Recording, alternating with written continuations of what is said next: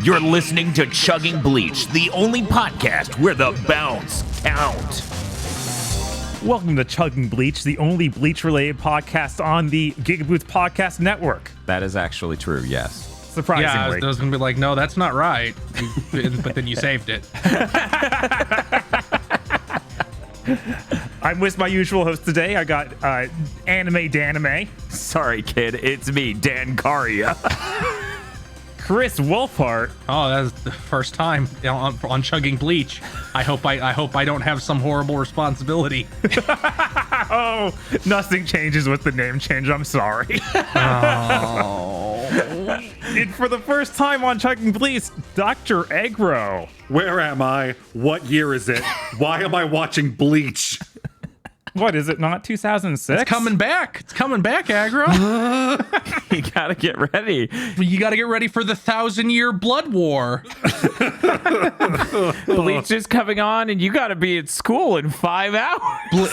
Bleach is coming on. Lucky Star's coming back. Haruhi's coming back. Oh man, can we go back to the year of the two Haruhis? That shit would be tight. Final Fantasy VII's coming out next year. It'd be really fucking weird if the anime industry backslid into moe blobs again. Dan, that's happening. What do you think, like, the Komi can't communicate, Nagatoro, Uzaki, like the slice of life milquetoast guy with more aggressive girl love interest genre that has exploded in the past 2 years is? It's just that again. And that's completely Pointedly hornier than the that's completely different. There's Schadenfreude in that, and also horniness. And they don't become just blob people frequently. Enough.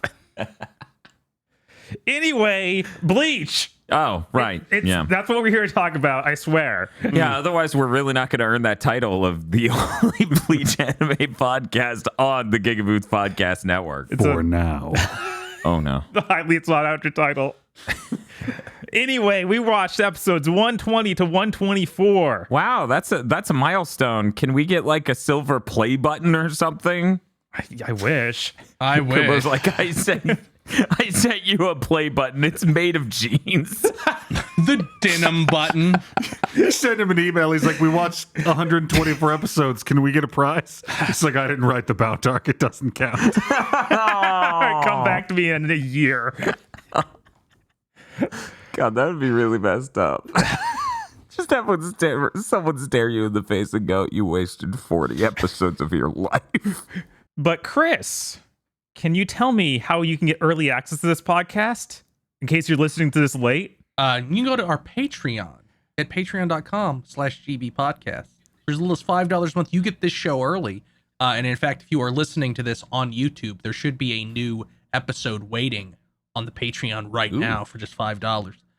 You also get other benefits, such as a patron exclusive show, one a month, where you get to vote on what good or bad thing we have to talk about, and then extras for other shows we do when sometimes those shows have extras.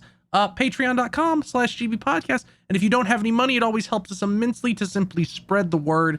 And if you don't have any friends, moving on. Can't we just ask Jinkaria or something? No, we don't need to ask Jinkaria things. That's tragic. Also, if you sign up now, you get early access to our FGC podcast hosted by Chris called Chris Cross-Ups. He gives you some tips on how to do some really good combos. Do I have to wear my fucking jeans backwards?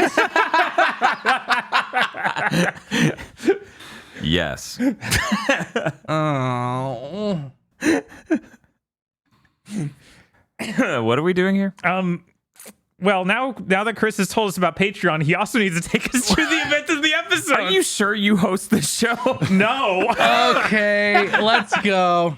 Episode 120. There's a 3-minute recap. Whoa. Soul Reapers. Ikaku beat Eterod. Grimjaw impaled Rukia on his arm, and you're now caught up. Oh my god. We open on cuts of Renji and Hitsugaya fighting their opponents. Renji is fighting Ilfort, the like tall blondish guy. Ilfort Grants. Hitsugaya is fighting Xiaolong, who is like a guy with like creepy bone claws. They both used their Bankais, but are still kind of being owned. Rangiku was owned off screen. Like, she was like, she like rolled a 1, like she rolled like a 5, and then got the -4 woman debuff in a shonen series and just fell down. Yeah, it was really tragic. You know, I didn't remember if they showed that last set of episodes or not. It's been too long. Yeah, I was like, that didn't happen. I don't think. I think Rangiku's just like, and I'm lying down now. We get a little bit of Xiaolong basically just shit talking Hitsugaya. And then we cut to Renji. Renji's just swinging his Bankai dick around and not hitting anything. He manages to sneak in a hit, but Ilfort just like repels it really easily. None of the remaining villains have used their resurrection yet, and fucking Olive transformed. Garden waiter came over, tried to be fancy.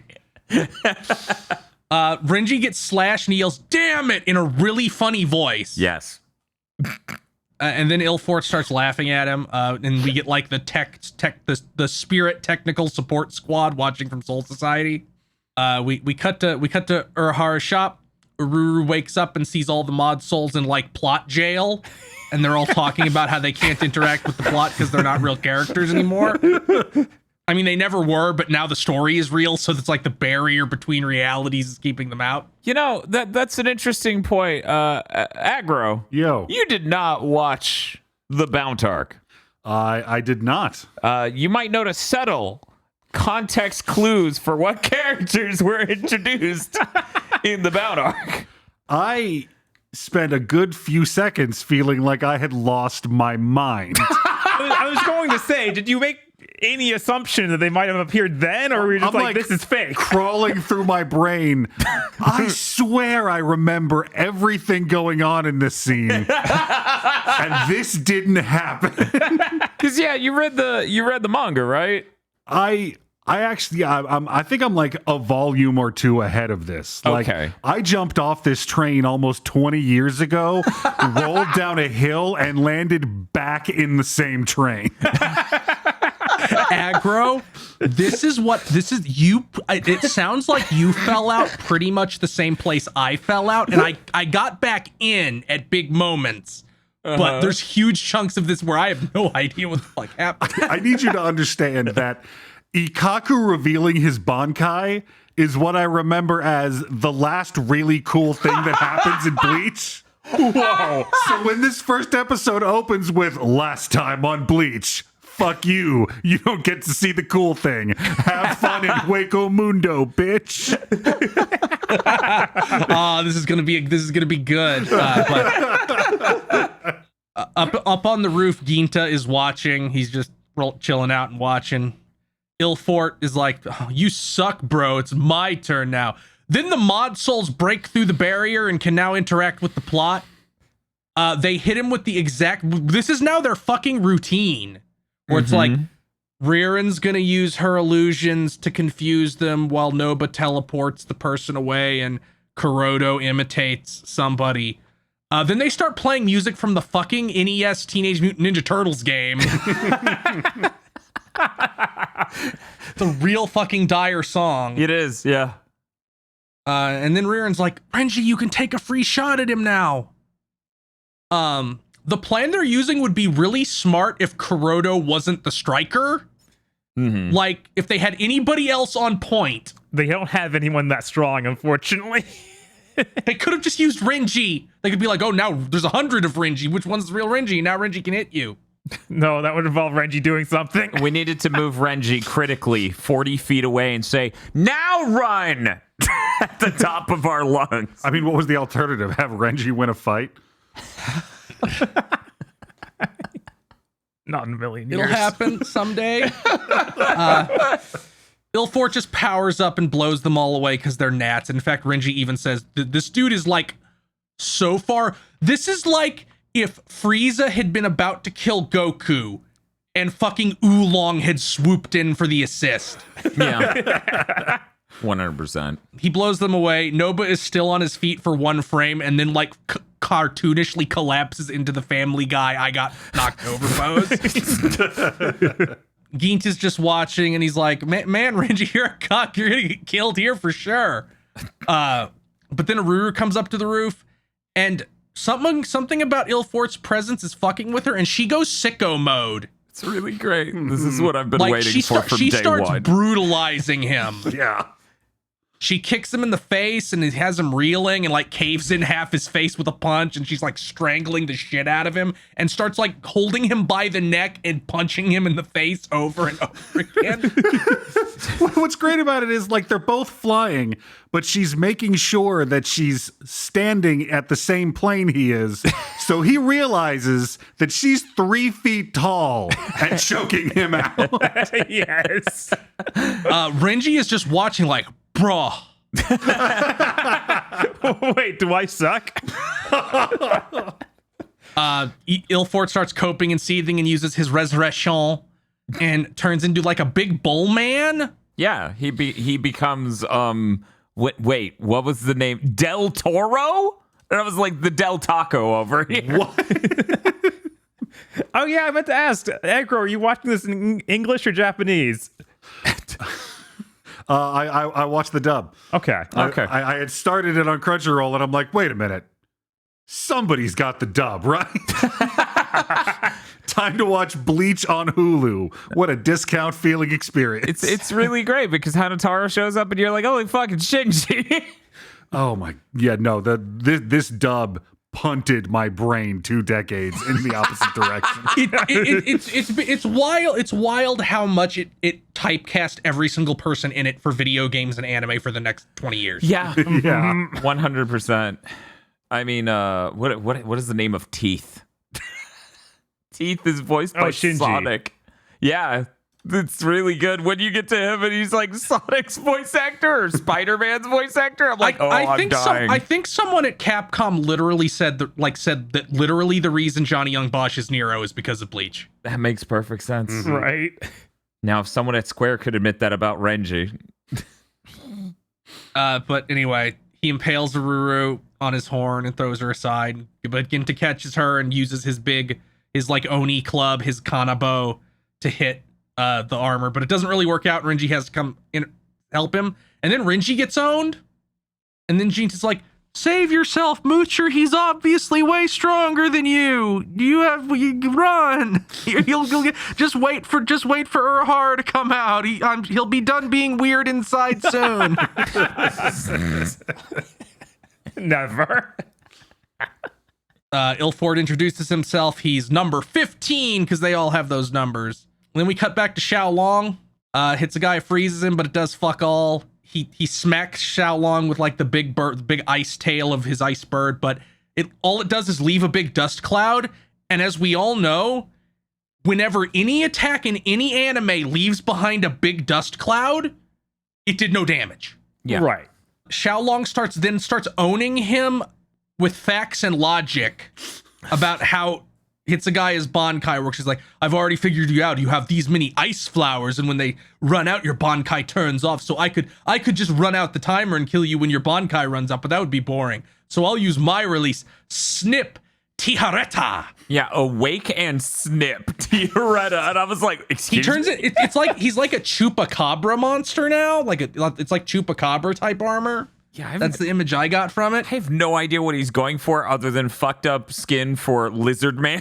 Yeah, I'm like, it's skeleton arm, somewhat alien thing. inspired. Yeah, I don't know. Yeah, Scorpion it's like nest. that's what made me go Chupacabra. Mm-hmm. He then looks at Hitsugaya, and Hitsugaya like explodes with blood. Yeah. And then he introduces himself.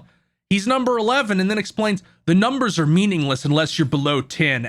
If you're below 10, then it's actually a ranking for how much of a Chad you are. It's so funny. They're like, well, we don't want to actually worry about all these other numbers. Yeah, they're like, it's the order of birth, but if you're below 10, it's really just how cool you are. And it would look really bad if Renji lost to 15 after Ikaku beat 14, so those numbers don't matter. This was all to gas up Grimjow, obviously. Obviously, because his number is 6. Yeah. We cut to that fight, and Ichigo's attacking, but he's just getting, dismissed. Because Grimjow says, just use your fucking Bankai. Why on earth would you ever think you could hurt me without your Bankai? I don't know. So Ichigo does and is like, I'm gonna shove my enormous spirit cock in everyone's face. We cut back to Hitsugai and he's waiting for something. And so is Rangiku, who's just been like playing possum, I guess. Yeah. The other. Legit. The big dude's just not noticing. She's just lying down. It's not even her. They get a report that like the restrictions have been lifted so they can use Gintai Kaijo. And they get like tattoos based on their individual squad like emblems all of a sudden. And these let them use more power. But that's the end of the episode, and it's time for the illustrated guide to Soul Reaper's Golden. Golden. Don't be a dick, man. Say golden. What's wrong with you? Golden. Thank you. Jesus Christ. Go ahead, Chris. Kona's in Hanataro's body and being chased. He pulls out Hanataro's sword and hits someone with it. But Hanataro's sword heals people because he's part of the medical squad. That's pretty good. So they all beat him up. That's it. I think the tit tats are a really good idea. As far as weird shit in Bleach that has appeared mechanically, I think tit tat is pretty much near the top here. A little bit. The fucking next arc's gonna have tramp stamps. You know what? It's really noble of Kubo to not have that be where Rangiku's was. I know, right? It's like mine is here for some reason. It's Undo the belt, open the whole thing. right. It's like 13 Sentinels Aegis Rim, where all the girls have their mech tattoos like on their inner thigh or like on their stomach or somewhere. Where meanwhile the dudes have it like on their bicep or whatever. They're like, it's on my Apple Watch. Wait, so it's not even on your body? No. 121, 3-minute long recap. And we get the new intro. Yeah, that's true. Yeah, but yep, we get a new intro. We'll cover that in the segment about the intro. Everybody's now powered up thanks to Gintai Kaijo. All the Aaron Carr immediately take damage as everyone fucking goes Super Saiyan. Rangiku's also on her feet again. Gintai Kaijo limits the powers of captains and lieutenants by 80%, meaning they're now 5 times stronger. See, this is really great because that means if they could disengage this or whatever, that means we could have ended the bound arc at like episode 15 at latest. Yes. I do love that they all keep shouting it at each other, like really enunciating Gintai Kaijo to convince both the Irankar and the audience that it's a real thing, and they're not just pulling this straight out of their ass. It's okay. We've gone over them being limited in the real world before this moment. Now, will it ever come up again? Who knows? Let's not talk about it. I'm very interested in whether or not it comes up again. Did Ikaku not need this because he's a fucking Giga Chad? Or was he not subjected to this because he's technically not a lieutenant? He's the third guy. Or He's not lieutenant. Or because number 14 is an idiot who stuck his hand into a blender. I like the read that it's just because Ikaku is so much of a Giga Chad he could win at 20% power. They all instantly eviscerate the Aaron Carr. It's pretty cool. Like it's kind of lame and anticlimactic. It feels like we got. I don't know. After the belt arc, this felt great. Yeah, to just annihilate these jobbers is always. I mean, it's nice for jobbers to just get instantly eviscerated instead of hanging around for 46 episodes. Tell a slightly different version of their character bio / backstory 3 times before they die. I mean, I do remember reading it back in the day, and you know, we'd just gone through Soul Society, where the first half of that is them going, "Don't fuck with the captains. The captains are so fucking cool. They're so strong and awesome." And then these randos show up and just start kicking the shit out of them, and I'm like, "This is bad power leveling, man. I don't know why you would." Oh, just activate the thing. It's like, guys, the only one of you that looks cool enough for me to, the only 2 characters villains introduced this arc so far that look cool enough for me to buy them working captains is Grimjow and Ulquiorra. Yeah. Nobody else should be beating a captain. Yeah, that makes sense. Yeah. Hitsugaya was at least owned enough that he fell down after the fight. He's like, I used too much energy and got poked in got too many holes poked in. When the bad guy said that his Bankai wasn't developed enough because he's not a full adult, he that hurt him for real. Deep. Yes. Rangiku calls Orihime to help heal him, and then we cut to Renji, and Renji monologues that he was totally lucky to win even with this huge power up, but he literally disintegrated the guy. So it comes off a little bit goofy. Yeah, it's really forced. It's like, wait, so you saying if you just faced him at full power, you wouldn't have won?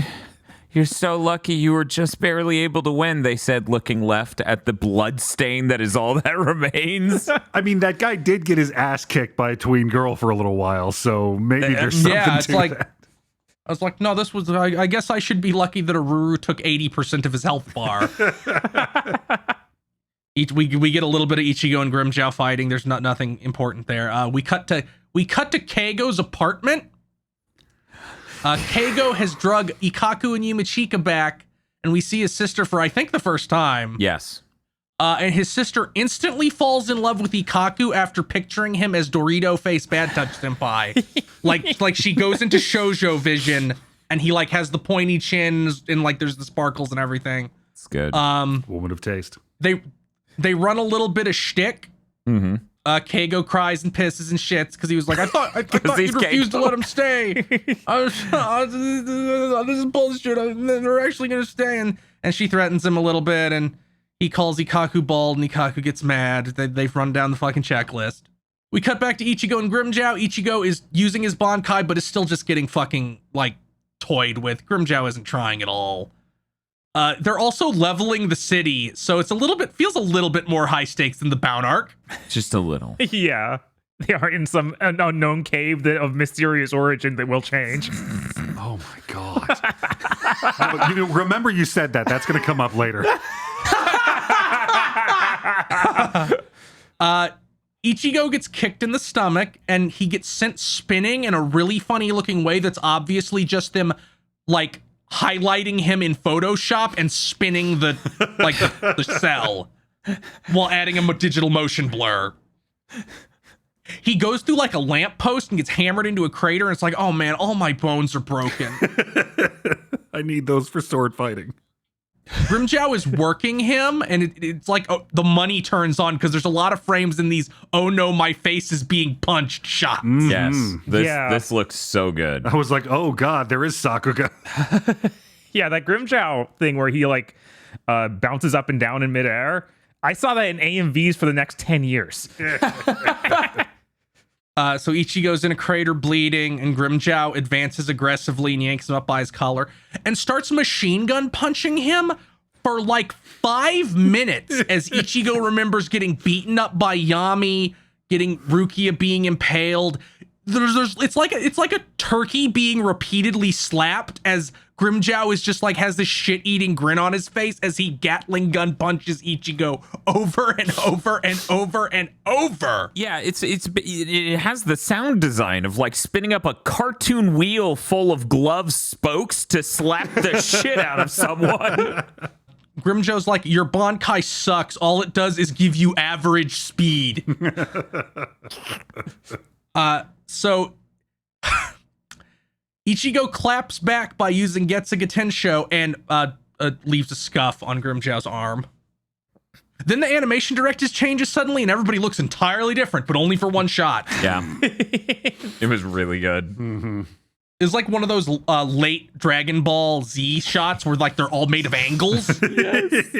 See, sometimes the money just runs out and you hit the bottom. If they could just be polite enough to include the Foley sound of the stick hitting the bottom of the barrel. Ichigo has like an internal monologue, wondering how long he can fight without Joker Ichigo taking over. Oh, God. Tatsuki's like watching this from a side, but then Tosin appears behind Grimmjow and basically says, "You're in timeout now." And then they leave in a portal. And Ichigo copes and sees, and Grimmjow is like, "You should be glad I'm leaving, cuck." Weirdly enough, Ichigo did not appreciate the sage advice. Then Renji shows up, and he sounds like a dad trying to vicariously live through his son. Like, "Did you win? Did you win?" Tell me what it's like. And then reveals his standard for winning is to survive, which tells us a lot about Renji. Yes. Renji's won a lot, okay, guys? We just didn't realize it until He's now. winning even right now. God damn it, Reggie's so cool. We then get some shots of everybody having medical work done on them as sad music plays. Grimjow is like in front of Aizen's throne because he has to get scolded. That's the end of the episode. There's a new ending. We'll talk about that later. But it's time for the Illustrated Guide to Soul Reapers. Golden. Golden? Golden. Do the second Yes. time? Okay. God damn it. Konataro is being pummeled. But then he swings his sword and everybody gets blown away. And a pop-in with normal Hanataro. It says, once my sword heals everybody enough, it fills up its super meter and I get a really big explosive swing and it becomes a little scalpel. And that's the end. Anyone who's a regular listener to Chugging Bleach knows every time we record one of these, I'm struggling to remember everyone's name. This motherfucker pulled out Konataro, and I'm like, who? I sat there in a cold sweat for like 3 seconds straight till I'm like, oh, haha, that's clever. Oh, now if I could unshit my pants. I want to note something about that scalpel thing, because it doesn't say like, oh, it's really strong or powerful. He says like it's using the injuries it's absorbed. Yes. Like I think it's literally just passing those specific wounds back out, which is horrific. Yeah, that's terrible. I gave them sepsis. Episode 122. Gold. Oh, wait, no, that's not. No, not yet. A brief recap of the last episode. We open on Aizen watching his pizza rolls cook. I think I have an image of Aizen watching his pizza rolls cook. Yes, I do. Aizen watching his pizza rolls cook. They're coming along very nicely. Is Aizen an oven or a microwave kind of man? He's definitely an air fryer guy. By which I mean he's looking at Grimjow.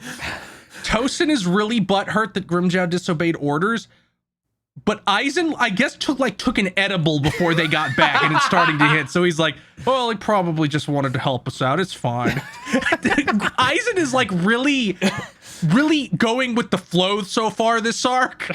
We're just like, yeah, whatever, it's fine. We're gonna win so fucking easy. I don't care. I swear this is a part of my plan. I don't know. Sure. Tosin gets so mad because Majustice that he cuts off Grimjow's arm and then burns it with a Hado, and Grimjow seems like he's gonna attack Tosin, and Aizen's like, nah, I'm sorry, I gotta give this one to him. You earned this one, son. Take your punishment and slink off. God damn it. I'm sorry, I wasn't ready for Aizen after all these years. No one is. Like he is the grim shadow of big dick energy that looms from my past. So Gin was watching the whole thing and starts teasing Aizen about it, and Aizen's like, none of that mattered. Everyone who died was only a low-tier jobber. We have so many vasto lordes. We're going to own the shit out of everyone. I don't know why he's the Moon Knight now. Right? Oh, Ichigo's really gonna get it this time. Send Grimjow at him. Oh yeah, look at that. You're done, man. I think it's because he talked like that sometimes in the Soul Society arc. Yeah, no, it's really good. If any shonen show 3 seasons in had the threat that was literally the Moon Knights completely unprepared, that'd be amazing. Just absolutely no. We're gonna have 20 episodes about them getting ready, but they're doing nothing, and then they get instantly owned. They just fire that giant laser, and the shonen hero's like, no, dodging it wouldn't be true strength. We need to find out how to block it. Maybe I can jump. No, that's just dodging vertically. We cut to Ishida, and he's in some kind of blue light box getting attacked by his father. Ryukin built this giant fucking warehouse out of silver and glass. Yes. And it looks like a paintball arena, and like it's like, this is the true power of a divorced man.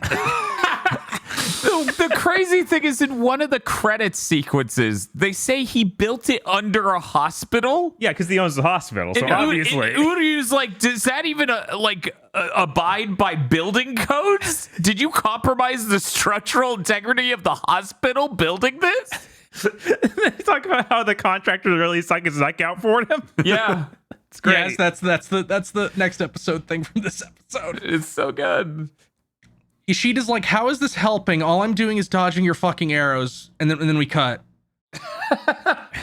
We cut to Ichigo's clinic, like the family clinic. Yuzu, housewife's sister, shows up to his room to wake him up, but he's gone.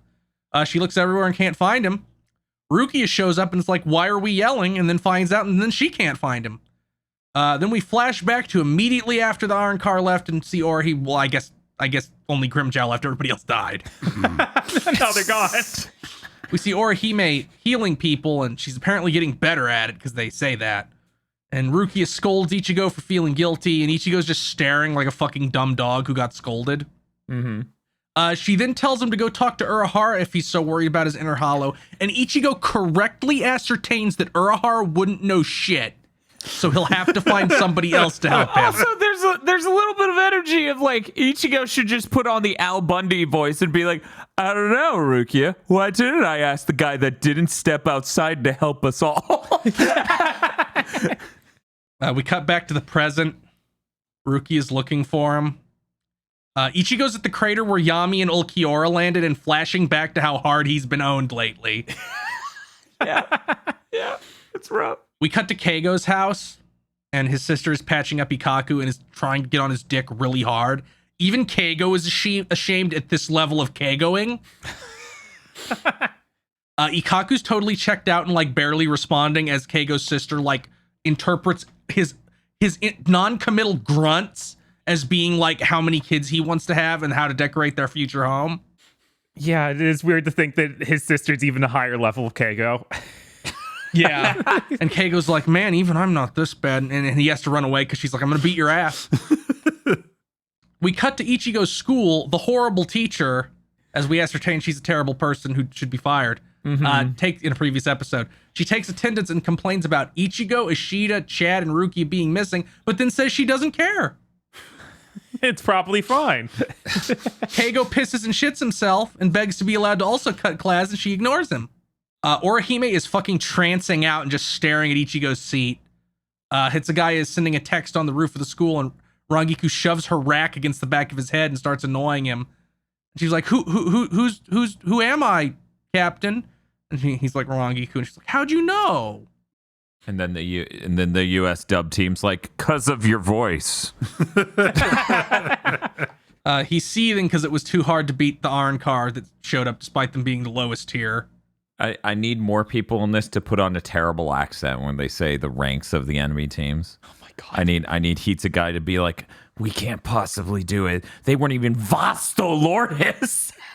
Jinta and Uru are outside of Urahara's shop fucking around. Uru is like, I'm hurt, leave me alone. But Jinta like starts pulling on her hurt arm and like trying to dance and shit.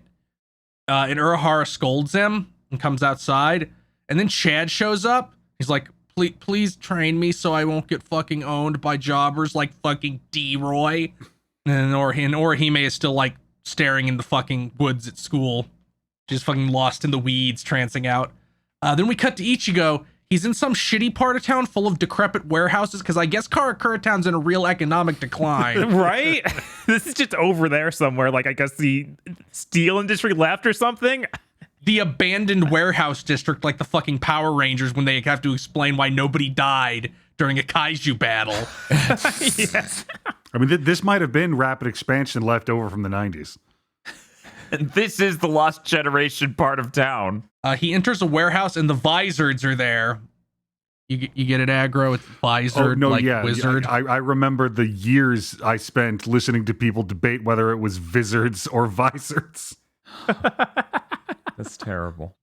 They're all hanging out there because I guess shitholes feel more natural for people from Soul Society to live in. Shinji is surprised that Ichigo could find them because he's dog shit at sensing energy. But Shinji was like, we helped you out by making a big beacon of spiritual pressure. He then tells Shinji to fuck off. He's only here to take advantage of him, which is a real ballsy way to try and get an internship. Shinji then says, well, I'm not going to let you take advantage of me. And then Ichigo says, I'll force you to. And then they start fighting. They're not trying very hard. No. They're just kind of playing grab ass, but with swords. Yes. Hiyori goes up there and poleaxes Shinji with her sandal and sends him through a fucking window. Hiyori says that Ichigo doesn't really have any say in this and tells him to let his hollow out, and he says no. Then she breaks out her own mask and starts to wail on him and is like, if you don't take this seriously, I'm going to kill you. Then it played a scary movie sound that I was transcending. It was so funny. Illustrated Guide to Soul Reapers Golden. Golden. Konotaro is continuing to swing the scalpel around, but it does nothing. Hanataro pops in his little bubble to explain that he already used up all the power, so now it's back to normal. Then Kenpachi shows up and like palms his head and is like, looks like you have some spirit after all. Let's fight. And then there's a big explosion that turns into like a cone shape. Yeah, the mushroom cloud just becomes cone. Episode 123. Important note. We're going to get into it more later, but this is when I hit my limit on cone lip syncing. This was the episode where I just went, not a fan. Better every time. Really? Oh, yeah. We're right back to the fucking 2-minute recap. We got one episode where we didn't have it. Now it's time. Soul Reapers. Ichigo's getting fucking worked by Hiyori. She lifts her mask and shows that she has black sclera. I don't know how to fucking say that word. Cholera? Her the whites of her eyes are black when she's in sicko mode. Sclera, okay. And then she calls Ichigo a bitch for being scared of his inner hollow. She then draws his sword and starts hitting him so hard his sword is breaking. Ichigo is like being owned. He's like, I have to figure out the secret to doing this by watching. This is how it works, right? She then hits him so hard that Hollow Ichigo comes out and starts instantly strangling her. I love it because there's a quote in here, right? After this happens, just seconds after this happens, where they go, your mind and body can't suppress your hollow, but then they don't elaborate. I'm like, what, you have to dick it down? What is the winning play here? He strangles her so hard she passes out and is going to go in for the kill, but all the other visors jump and pin him down. Hiyori is in cope and seed mode and is legitimately almost in tears over how hard she got worked. And it was like instant. It was just 1 second of him giving a shit. She's like, I'm almost dead. Darn shonen protagonists. Shinji says this isn't something you can meet head shonen protagonist through, but it's fine since he passed the test and now they'll teach him. Yuzu is crying at home that Ichigo is still missing. And Ichigo's dad is the funniest man in the world. Karen is suffering because Yuzu is crying. Ishin has clipped a bunch of clothespins to his face to be wacky and try to cheer Yuzu up, and Karen rips them all off in a way that seems really fucking painful. Yeah. Rukia comes home and there's a really fucking terrible first-person shot to make the audience think it's Ichigo. Yes. Cutting edge CG technology. Yuzu cries more. Ruki is on the roof at night but can't even sense him, and Kon is like, bro, where are you? This is fucked up. I mean, if we have to think of other times Bleach has used CG for first-person stuff, this is better than the Doom map that was Soul Society. Soul Society, true. yeah.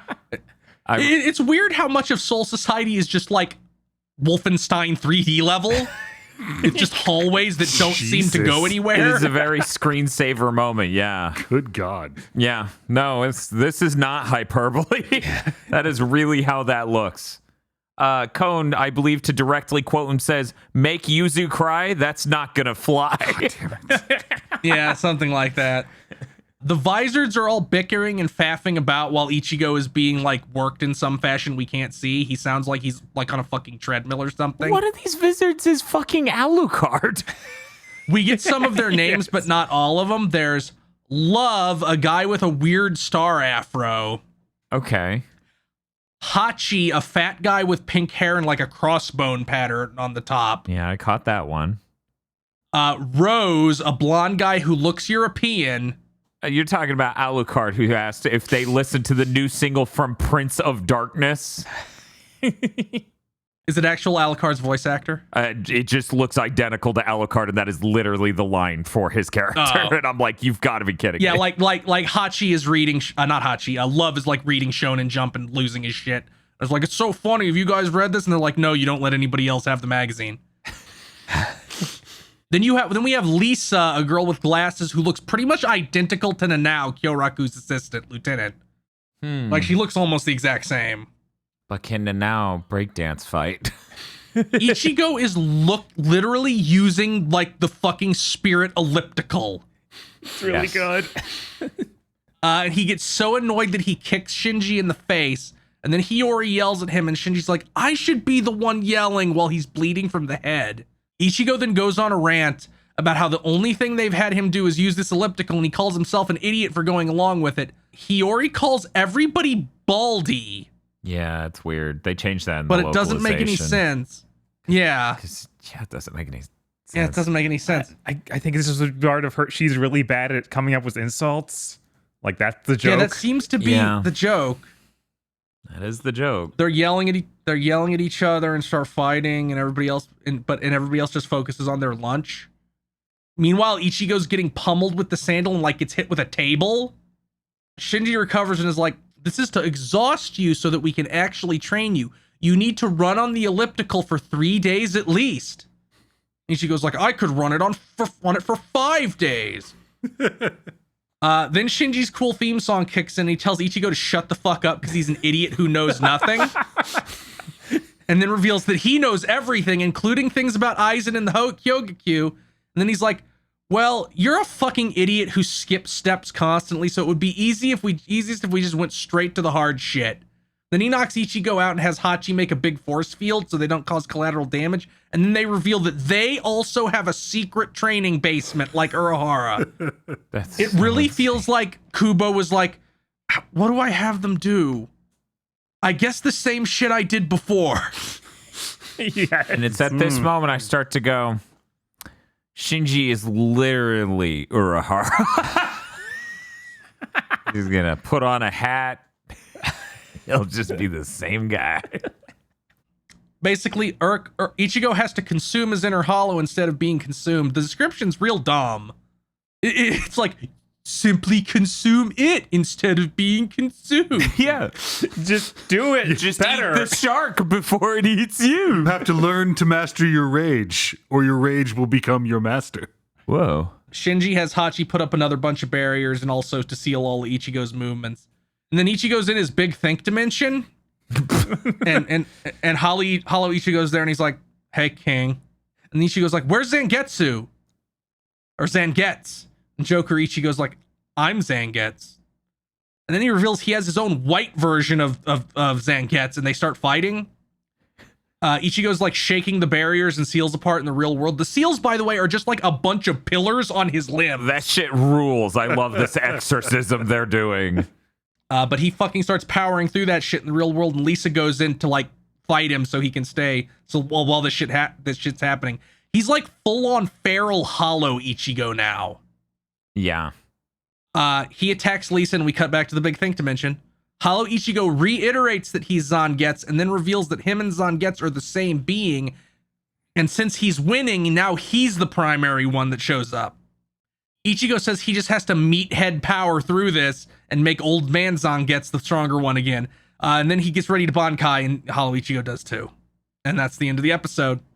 And it's time for the illustrated guide to Soul Reapers. Not golden. They didn't say it this time. I thought they whispered it or something. I was ready! Damn it! Bob, don't laugh. This is important to him. Konamaru is hiding from Kenpachi, but then Hanataro shows up and Kon tries to swap. But Yachiru ends up with both the Kon doll and the soul pill. What's going to happen? It could be anything. It's Yachiru. Episode 124. 2-minute recap. Soul Reapers. They both Bankai, and real Ichigo has a hole open up in his chest. Inside the big think dimension, they start fighting. Ichigo is really fucking stupid and is like, why can you do the same things I can do, element of my own self? Yeah, I forgot how dumb he is. Yeah, it's intense. Wait, then who shit my pants? So Ichigo finally finds himself in a fucking flashback and is in the Byakuya fight. He's really confused, and Byakuya calls him stupid and uses Bankai, and Ichigo is stuck dodging and starts getting owned by all the pedals. Ichigo's confused and kind of groping about as Dream Byakuya keeps trying to kill him. Byakuya cuts the cliff of the execution site in half and just keeps pummeling him. and then says Ichigo isn't really using Bankai, and Ichigo copes about it while Byakuya keeps trying to kill him. And then we cut back to the fight with Hollow Ichigo. Ichigo can't figure out what's going on, and Hollow Ichigo's mocking him. Ichigo tries Getsuga Tensho, but it just gets deflected. And then Hollow Ichigo does his, and they make a big explosion. We cut to the real world where Lisa is still fighting Ichigo's body. Then another visor that we gotten the name of yet. He's like a buff meathead with like camo pants. Yes, he gives me Rolento vibes. His name is Kensei. His Zanpakuto is a combat knife, which I think is pretty cool. It is pretty cool. I think it's like a bayonet. And Shinji's like, oh man, Ichigo better get his shit together. We're gonna have to kill him. Inside the Big Think Dimension, Hollow Ichigo points out that all Ichigo's ever been doing is copying what he does. So of course, his, being Hollow Ichigo's version of Getsuga Tensho, is better. He then grabs Ichigo's Bankai and like dissolves it. Then Dream Karya appears. Yes! Now, I want to make this very clear. Okay. 2 frames into this guy showing up, my brain went, Sensui?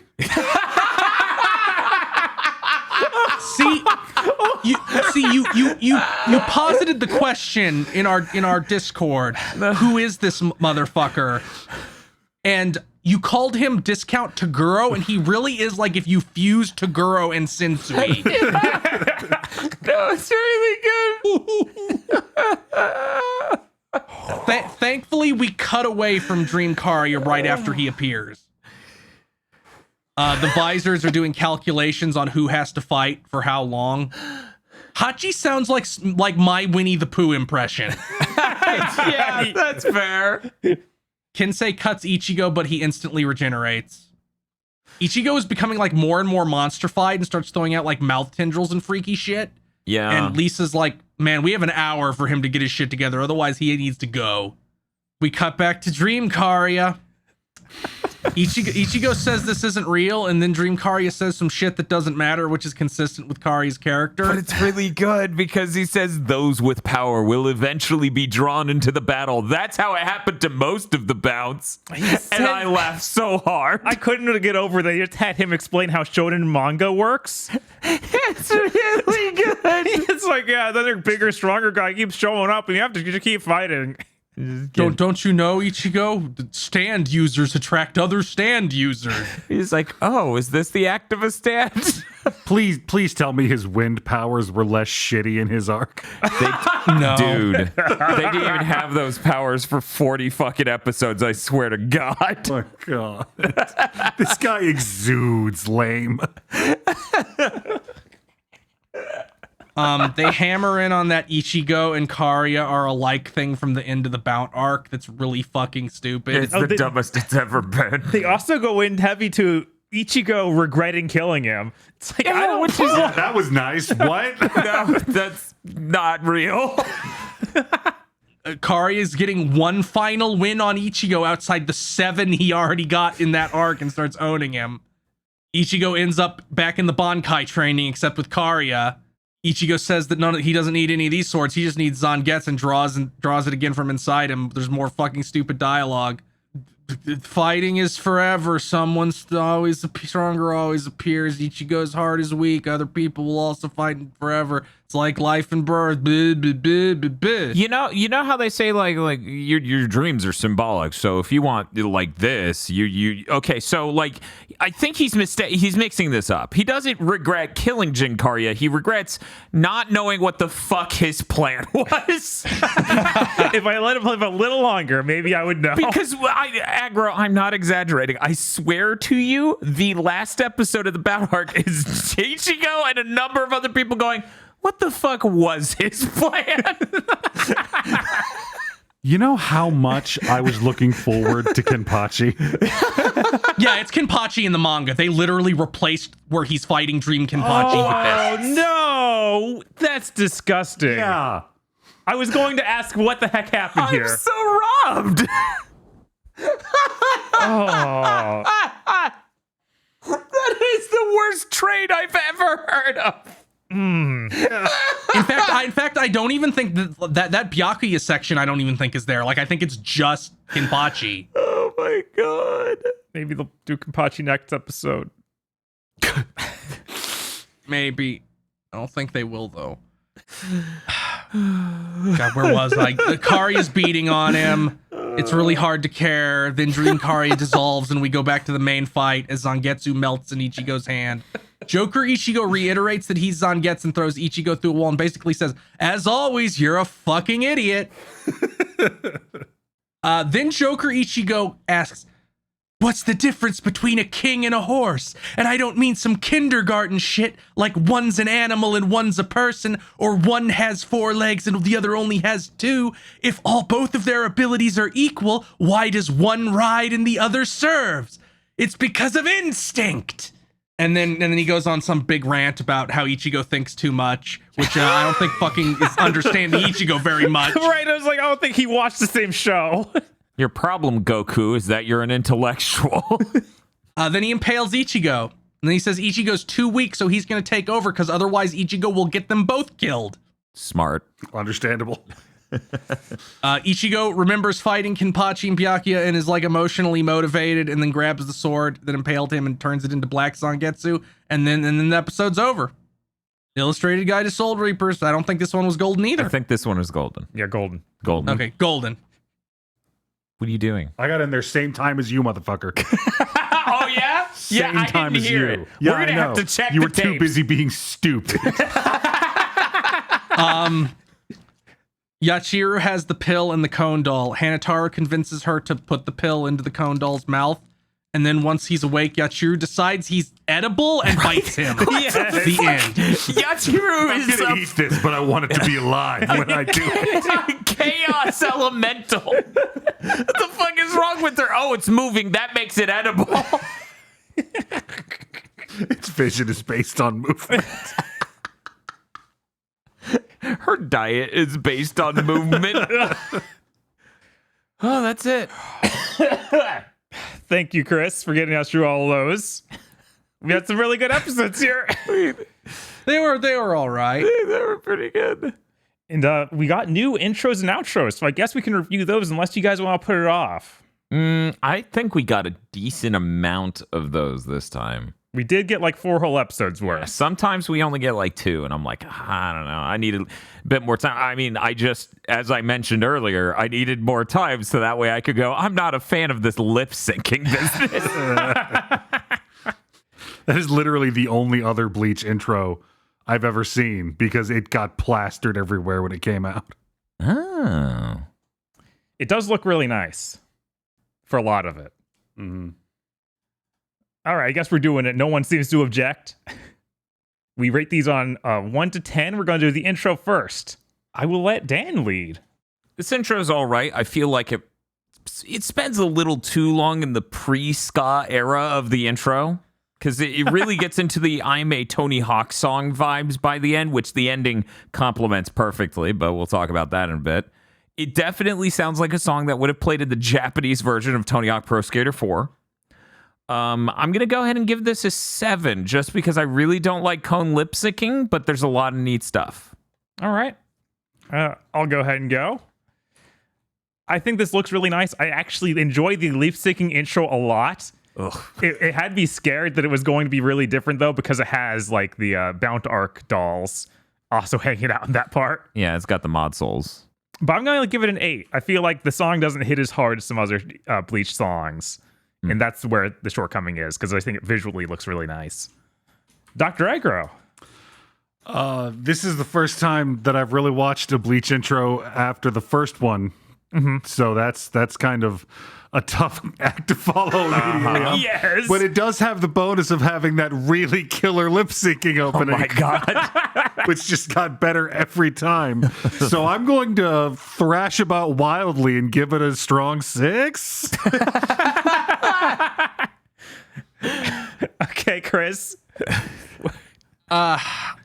So Dan said like a Tony Hawk song. For me, it lands at one of the songs in Owinden that I don't replay as much as others. Understandable. Like it has that exact energy. But I think the visuals are pretty cool, even if they maybe fucking like spoil shit that hasn't happened yet. I I started laughing really hard. I'm like, man, we're really not in filler anymore, are we? Jesus Christ. So I'm gonna give this a 7 because I think the song is all right. It doesn't really slap, but the visuals are cool, including that lip syncing. God damn it. Dan's on the wrong side of history here. I guess I stand alone. Ooh, that hurt. Inside. Inside. All right, let's move to the new ending. Let's see. This is Sumasaki Yeah, Sumasaki. by Aura Ska Band. Or a ska band. Ska band. It's a very good name, okay? Again, 1 to 10. I'll let Chris lead us this time.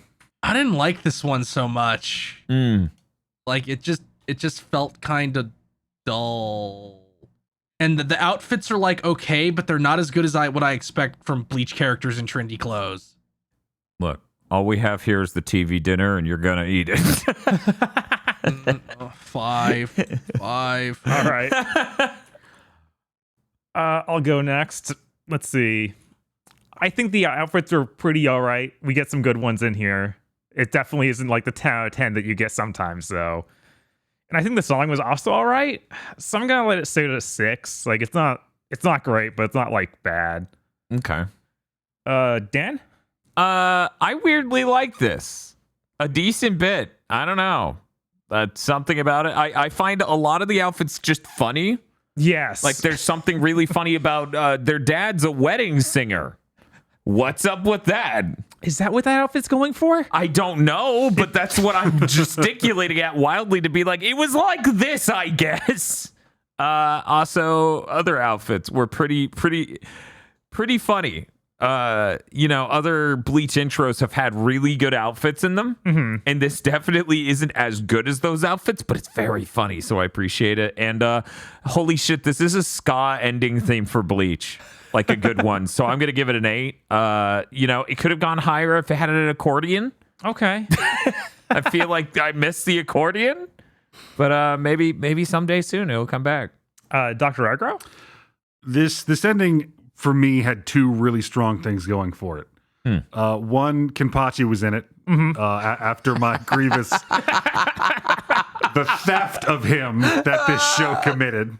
And also it had a character whose name I do not remember from back when I read this manga in high school. I just remember referring to her as Orihime's hot tomboy friend. That's Tatsuki. Just front and center in frame, and I'm like, yes, this is the true Bleach experience. Everything's right with the world. 10 out of 10. Fair. It was the ending that made you feel better. Understandable. Well, that brings our average score for the ending to a 7.25, and the opening a 7. Great. We got some good endings and outros this time. We're intros and outros? Openings and endings? Whatever. Ins and outs? Now it's time for my favorite section of Chugging Bleach, which I have not prepped Edgar on at all. He could have read the show structure if he wanted to know this. What do I look like, some kind of nerd? All right. You get the lead, Dr. Echo. Okay. Who's the best dressed in these episodes? Ooh, who's the best dressed in these episodes? I am going to go with short, mean, blonde, snaggletooth girl in the Vizard's crew. Yeah. Because there's nothing quite like a pink jogging suit with backstrap katana to really sell the fact that you need adult supervision that you are not getting. Yeah. I'll allow it. Because technically, we usually don't let repeat picks happen, but you didn't listen to the prior episodes. That's not a repeat pick from Aggro. Not from Aggro. I got a blank canvas. Right? He gets to just do whatever. All right, I guess Dan, who is the best dressed? Okay, so I'm struggling to describe this outfit. One moment while I post it. Okay. Just give me a second here as I stare at this YouTube video and hope it's playing. You pulling from the ED? That's allowed. Are you judging is me? it? Opening Yeah, and it's ending allowed. are allowed. Okay. It's allowed. The Bount Arc gave us wide options because, right. oh man, they did not give us anything in the episode. I'm going to have to relearn so many fucking character names. Yeah, you're gonna have to relearn the tech. Last minute pivot here. Okay. Okay. I can, since it's an ending, maybe I'll save the other outfit for another time. Real big fan of Rangiku wearing this rainbow scarf and a breast reduction surgery. It's really good, really nice fit here. Nice casual summer wear. Big fan of this. I think it's one of the many outfits in this outro that you go, that is not as good as the intros we've seen before. You certainly just went, well, they got to wear outfits. All right. Chris, who was the best dressed? So I don't think they've said her name yet. Oh no. Are you picking the one I was gonna pick? There is a character. There is one of the visors who is in like mostly wide shots where they show them all, who has green hair and is wearing like a jumpsuit with a scarf and like orange boots and gloves. And I'm going to pick her because her design is very, very similar to Mei Lee from King of Fighters. Chris, Like it's almost the exact same design. you literally said what I wrote down exactly. Oh, yeah, she looks like Mei Lee from KOF. Jesus. That's hilarious. Okay, does anyone have a picture of this person? Because I would love to compare with the character from King of Fighters. Let me try and find a shot with her in it. I have prepared a picture of Mei Lee from King of Fighters. There she is. That is her. That's who I figured y'all were talking about. Now that I've posted this, I basically don't even need Chris to post the picture, but do it anyways, Chris. Yep, the Eureka 7 character. Here's like a vector somebody made. Yes, that is absolutely, man. Okay, I see it. She walked into the warehouse and I was like, it's like she's in an outfit where she's going to go pilot an Ava after this. They're like, you know what this outfit needs? Rib lines. Otherwise, they won't know where the ribs are. And I'm like, it's going a little high for that. All right, now I need to pick someone who isn't Mei Lee from King of Fighters. Tragedy. Rip. I'm just gonna take it. Soy Fong in the maid outfit at the end credits. It's a very funny outfit to have Soy Fong in. Dude, I was having a stroke that you said you weren't planning on that at first. It's really good. It is. No, it's really, really funny at very least. It's like this shouldn't happen. All right. All right, whatever. You just drew a thing and put it in. I guess you could do that.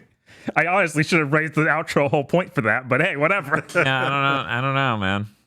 All right, Dan. You've suggested a new segment for this episode. Yes. Should I be worried about that? So, what was this part of his plan segment?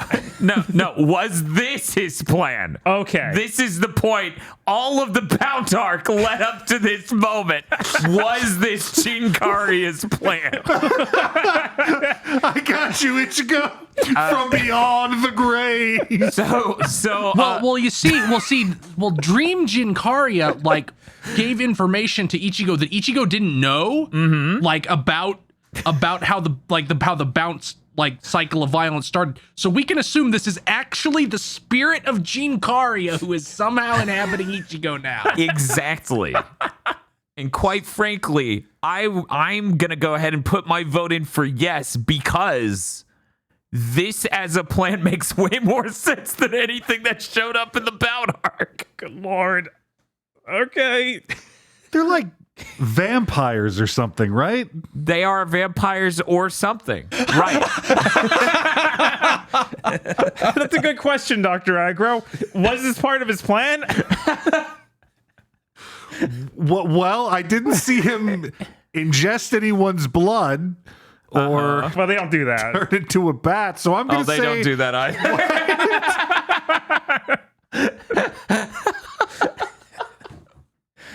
Is there like a Bleach fighting game Aggro can play to catch up on the Bound? No, they didn't let any of them into those. Not even Karia. This is really funny working for the frame of reference that is the PS2 Yu Yu Hakusho fighting game where they're like, yeah, let them all in. If they were in the Dark Tournament, they get in. Okay.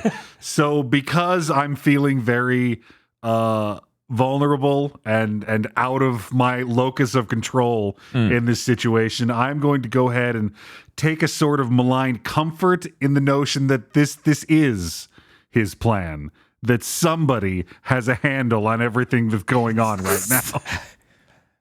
I don't know. That sounds like signing up to still be in the Bounty Arc, technically. Chikaria's behind the steering wheel. He's got the wheel. Chris, do you think this was his plan? Yes.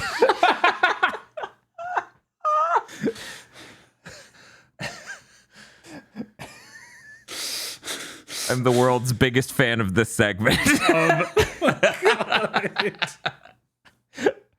I'm going to take the bold stance of saying this was not part of his plan. Okay. And this is Ichigo's rampant lunacy. Oh, so this is like the crazy, like, death throes of a shonen protag. His brain is just coming up with random imagery as he dies. Yes, because there's no way Ichigo actually regrets killing this man or remembers his name.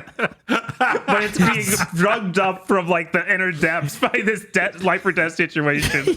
Is that why his wind powers look so stupid? Because Ichigo's remembering them sarcastically? No, that was perfectly accurate. Unfortunately, that is Aggro, how could he remember those powers wrong? He got worked by Kari like 7 times during that arc. I've never been so curious about something I do not want to involve.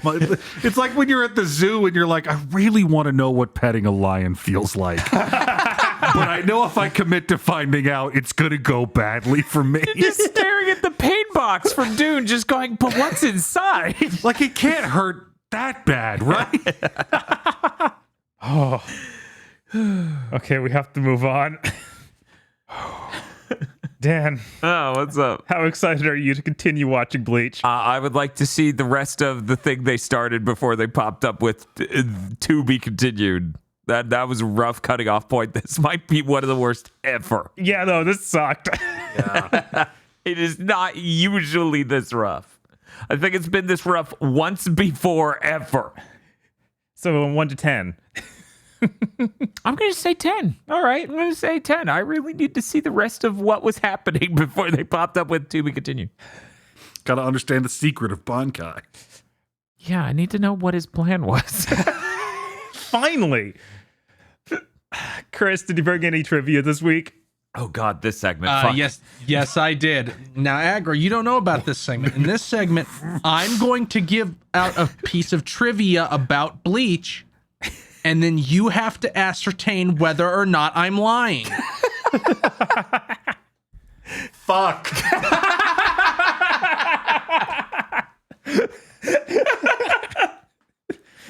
In an interview for Bleach, Kubo had mentioned that he wanted to do stories where Ichigo's other classmates also got powers, specifically mentioning Keigo and Mizuru, before the editor told him, no, fucking introduce more Soul Reapers. We got to get this shit moving.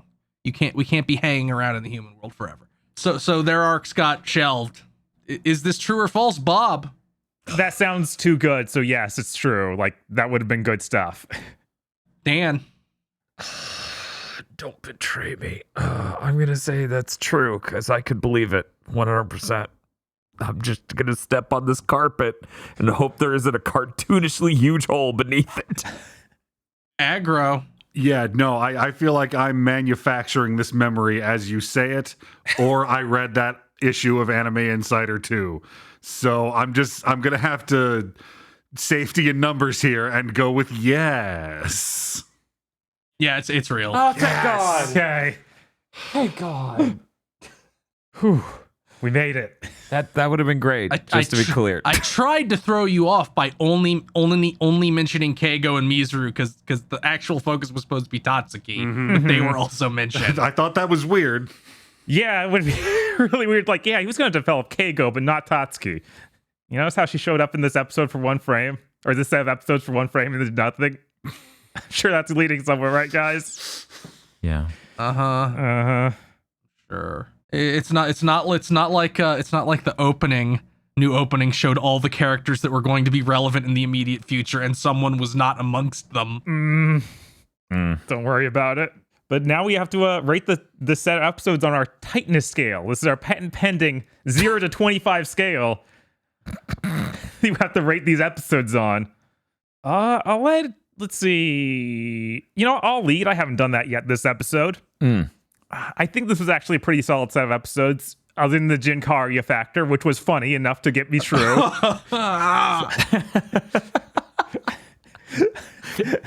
Jinkarya is the funniest man in any anime ever. If he shows up, a studio applause sign should light up.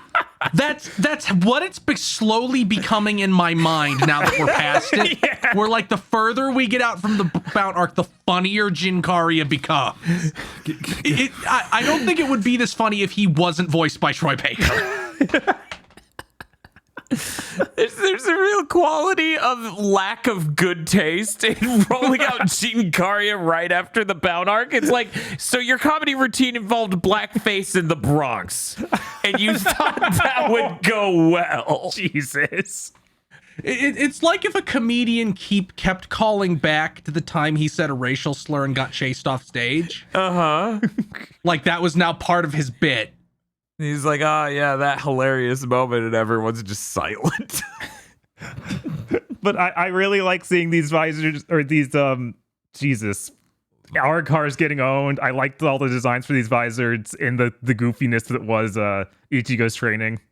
So I'm going to give this a 20. I feel like this was pretty solid. Cool. Chris, what did you think? How tight was this?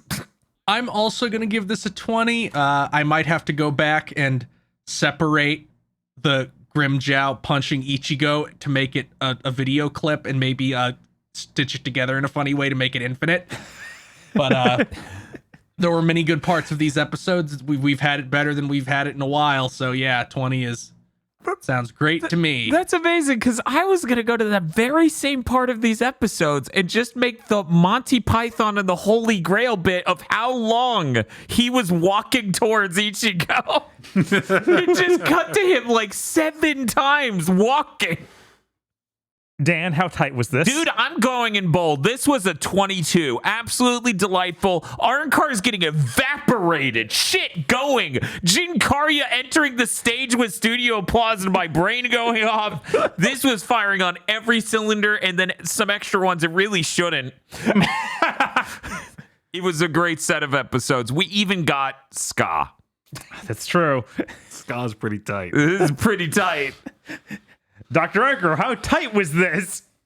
It's a bit of a mixed bag for me, because I remember this arc, little mini arc here, as being really, really cool before some other stuff happens.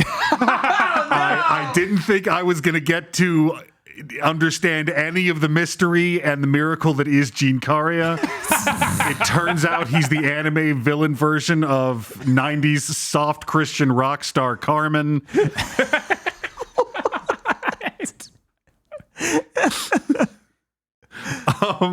I feel like I'm gonna have to, in sheer optimism and to ward off the ominous looming, I'm gonna have to give this like a 23 on the tight scale. Nice. just for the comeback feeling. Well, gentlemen, looking at these averages, this is some of the most tight Bleach has ever been. One might say this is distinctly in a section of tightness one would call hella. Ooh, we don't often hit hella. Great, I want that chart now, like with the numbers. Each thing. Top 15 points out of 100 is the hella zone. Right. Oh, man. Jinkarya cannot just show up in the middle of important plot moments. No, I don't feel like they'll ever do it again. It's rough. I feel like there's no I'm way they scared. do it again. I'm so scared. What if it happens forever now? What if he's like Green Goblin, or Hime looks in the mirror and sees him? What if every other filler arc they're like, we can do anything. We can even just have Jinkarya here again. He was also an Arrancar? You got to go with the clone of Jinkarya and then robot Jinkarya from the future. And then bio Jinkarya? Jinkarya's brother, who doesn't have the same accent for some reason. A machine planet passed by the Soul Society. All right, that's enough talking about Jinkaria. Bye. Hey, before you down that jug of bleach, how about you head on over to patreon.com/gbpodcast. You can get the next episode of Chugging Bleach early and help support us doing insane 7-year-long endeavors like watching all of Bleach. We also do many other shows that you can get extras for, and if you ascend to Vastopod Lourdes, you'll even get credit for it on Big Think Dimension, our weekly gaming podcast. If not, that's fine. We'll see you next time you're thirsty for some bleach.